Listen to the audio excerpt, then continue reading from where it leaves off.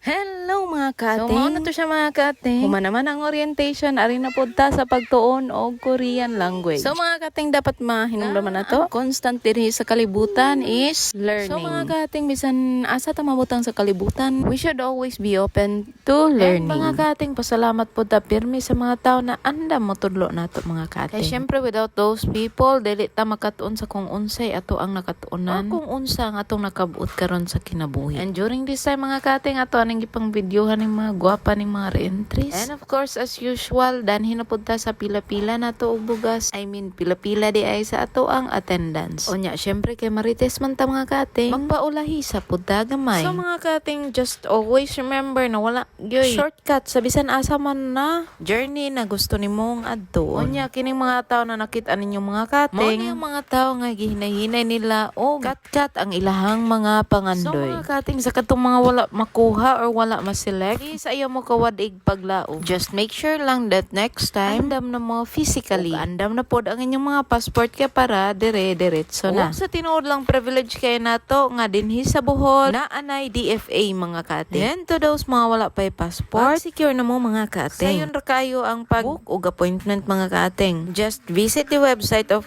DFA or pwede ra po na mag-search mo og appointment passport or passport appointment. And then mga kating magawas na siya ditso. So shout out di ay aning mga bajiha, mga re-interest din siya, sila Ma'am Janice, sila Indralin. Wala may kay ngisi, bisag kapit na po mo balik sa reality nga bugno kayo and then mataog sayo para magtil-til. Og shout out di po ko aning naslikod niya, si Madam Dalkes sa tanang mga SFW na mga re-entries. Og by the way mga kating gamay dayong pahinumdom sa katong mga pamilya na mahabilin danhi. Mga kating, please always remember na gamay ra ang months sa kontrata sa mga SFWs dito sa Korea. So please make sure na kung kamay nabilin danhi. And if ever na gisaligan mo sa kung unsa man nga project ang gustong mahitabo, I hope na matunong ra siya. Kay dili gyud lalim ang trabaho ngadto mga kating. Shout out tayo po datong duha ka tagabud, si Madam Maricel og si Life as Cha. Og kini si Prince Wakwak.